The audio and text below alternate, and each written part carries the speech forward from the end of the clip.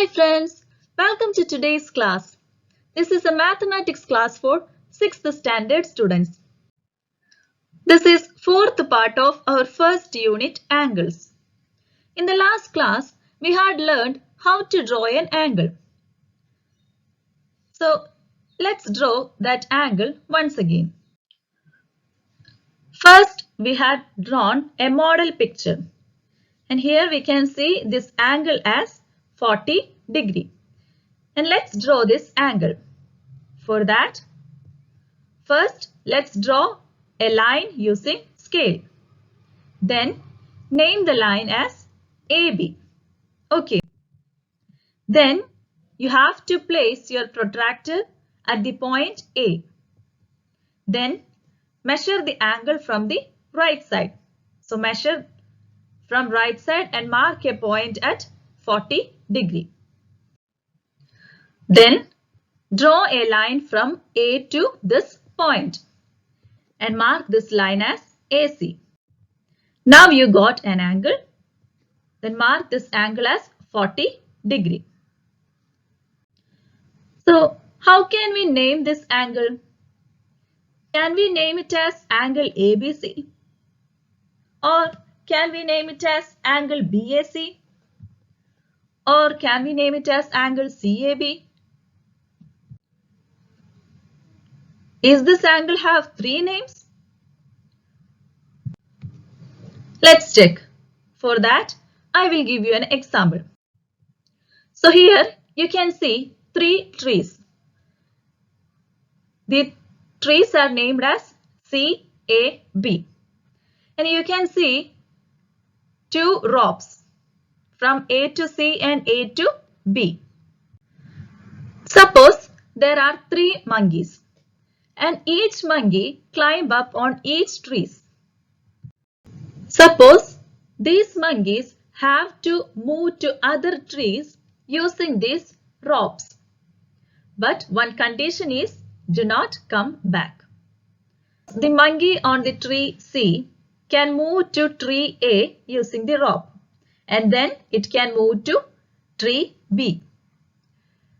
For the monkey on the tree B can move to tree A using the rope and then to tree C. But what's the case for the monkey on the tree A? The monkey on the tree A can move to, if it moved to tree B through this rope, and then can it move to tree C? No, because there is no rope between tree B and tree C. So he can move to either B or to C. He cannot move to both of these trees because there is no rope between B and C. In the same way, here in this angle, we can see that there is no connection between B and C. And this point A is common for both of this line, for AC and AB. We cannot name an angle from this point A because if we name from point A, this will be AB, but there is no connection between B and C. So we cannot start naming our angle from this common point. So we cannot name this angle as ABC. But we can name it as BAC because here there is connections. So we can name it as either BAC or CAB. That is, for this angle, this common point A should be at the center. So we have to name an angle from either of the two openings, either BAC or CAB. So these angles are angle BAC is equal to 40 degree or angle CAB is equal to 40 degree. We can name in these two ways. Okay. Now let's draw another angle. Here you can see another angle. This is also 40 degree. So for drawing this, first let's draw a line using scale. Then name this line as QP as shown in this model picture. Now you have to place your protractor at point P and measure from the left side. And measure from the left side and mark a point at 40 degree. Then join or draw a line from point P to this point and mark it as line RP. Now you got this angle. Then mark this as angle 40 degree. And how can we name this angle? This angle can be named from either from Q or from R. So either we can name it as angle QPR is equal to 40 degree or angle RPQ is equal to 40 degree. Here P is common. So we put P at the middle. Okay. So like this we can name an angle. In the last class, you had an activity, that is, measure and write all the angles of the figures below. Here you can see 4 geometrical shapes and you have to measure and write all the angles of this figure. And this was an activity in your last class. The first shape is, it is a triangle. And we know the angles of a triangle is 60 degree. And the second shape is, it is a square or it is a 4-sided shape. We can name it as quadrilateral. And if the 4 sides of a quadrilateral are equal, we can name it as square. So here we know the angles of a square is 90 degree. Each angles are 90 degree. And what was the third shape? It is a 5-sided shape. And we can name it as pentagon. And the angles of this pentagon, how much you got? You got angle 108 degree. Each angle is 108 degree. And what was the fourth shape? It was a 6-sided shape. And we can name a 6-sided shape as hexagon. And what will be the angles of a hexagon? Each angle will be 120 degree. I hope you all got these measures. Right. Now, if you look at these shapes, you can see that for a triangle, each angles are 60 degree. And for a square, each angles are 90 degree. And for pentagon, the angles are 108 degree. And for a hexagon, each angles are 120 degree. That is, if the number of sides increases, the measure of angle also increases. That is, for regular polygons, when the number of sides increases, the size of angles also increases. These shapes are commonly called as polygons. And if all the sides are equal, we can name it as regular polygons. That is, in a regular polygon, when the number of sides increases, the size of angles also increases. Okay. Now, let's draw a rectangle. Here you can see a model picture. The length is 10 centimeter and breadth is 5 centimeter. So for that, first let's draw a line of 10 centimeter using a scale. Then place your protractor at one end and we know that the angles of a rectangle is 90 degree. So you have to mark a point at 90 degree. Then draw a line of 5 centimeter. Now place your protractor at the second end. Then mark a point at 90 degree. Then you have to draw a line of 5 centimeter. Now join these two lines. So you got a rectangle. So this is how we can draw a rectangle using a protractor. Now let's draw a triangle. Here a model picture is given. One side is given as 10 centimeter and two angles are 40 degree. So first draw a line of length 10 centimeter. Then place your protractor at one end. Then mark a point at 40 degree. Now draw a line through this point. Then again place your protractor at the other end. Then mark a point at 40 degree. Then draw a line. So you got a triangle. So like this we can draw a triangle. And you have to measure these two sides. One side is given as 10 centimeter. You have to measure other two sides. Can you find any similarity? Okay. Now let's draw another figure. Here you can see a model picture.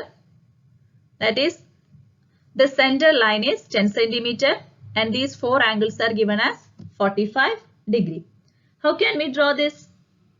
First, let's draw a line of 10 centimeter. Here, draw a line of 10 centimeter using scale.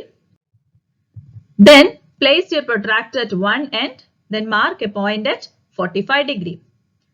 Now draw a line through this point. Then again place your protractor at the other end. Mark a point at 45 degree from the left side. Then draw a line. So you got one triangle. Now you have to place your protractor upside down. Then mark a point at 45 degree. Then draw a line. Again place your protractor at the second end. Draw a line, mark a point at 45 degree, then join this. So you got a shape like this. If you look at this figure, you can see that these two angles are 45 degree. So if we add these two, we will get 90 degree. So this large angle will be 90 degree. Like that, on the right side, here there are two 45 degrees. And if we add these two angles, you will get 90 degree. That is, this large angle is 90 degree. So you have to measure the remaining two angles. So you have to draw this shape with correct measures in your notebook.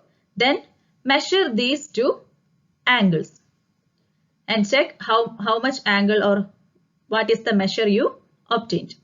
Okay. Now there are some activities for you. In your textbook, page number 13 and 14, there are three activities. The first one is, a rectangle has four angles. What is the degree measure of each? We know that a rectangle has four angles. What is the degree measure of each? Second question is, draw a rectangle of length 5 centimeters and breadth 3 centimeters using a ruler and a protractor. We had studied how can we draw a rectangle using a scale and a protractor. So draw a rectangle of this given measures. Third one is, draw the figures shown below with the specified measures in your notebook. Here you can see four shapes and draw these four shapes with the given measures. Okay. In the last class, you have learned dividing a circle into equal parts. And we had divided a circle into 4 equal parts, 6 equal parts, 8 equal parts, like that. Can we do an activity of dividing a circle into 10 equal parts? Here you can see a picture of a circle that is divided into 10 equal parts. If we divide a circle into 10 equal parts, what will be the measure of angle for each part at the center? When we divided a circle into 4 equal parts, what is the measure of angle formed at the center of each part? For that, we can divide 360 by 4, then we will get 90 degree. Like that, if we divide it into 10 equal parts, 360 by 10 is equal to 36 degrees. So each part, the angle formed at the center of each part will be 36 degree. If we divide a circle into 5 equal parts, what will be the angle formed at the center? For that, let's divide 360 by 5. So 360 by 5 is equal to 72 degree. That is, the measure of angle formed at the center of each part will be 72 degree. So let's do that problem. For that, let's draw a circle and then draw a radius. Now, place your protractor at the center, then mark a point at 72 degree. We have found that when we divide a circle into 5 equal parts, the angle at the center of each part will be 72 degree. So, mark a point at 72 degree, then draw a line. Now, place your protractor on the second line, then mark another point at 72 degree, then draw a line. So you got 2 parts. Again, continue this process. So place your protractor like this, mark a point at 72 degree, then draw the third part. Once again, place your protractor and mark a point at 72 degree, then draw a line. So like that, you can divide a circle into 5 equal parts. So the angle formed at the center of each part will be 72 degree. Now let's join the endpoints of these lines. If you join these endpoints, you will get a geometrical shape, a 5-sided shape. This shape can be called as pentagon. So like that, you can make many other shapes. If we divide a circle into 4 equal parts and if we join the endpoints, you will get a square. If you divide it into 6 equal parts and join the endpoints, you will get a hexagon. Like that, you can make many other shapes by dividing circle into many equal parts. So this is another activity. Divide a circle into 12 equal parts. Shade the parts with different colors. And the second activity is consider the capital letters of English alphabets. Observe where there are angles of measure 90 degrees in them.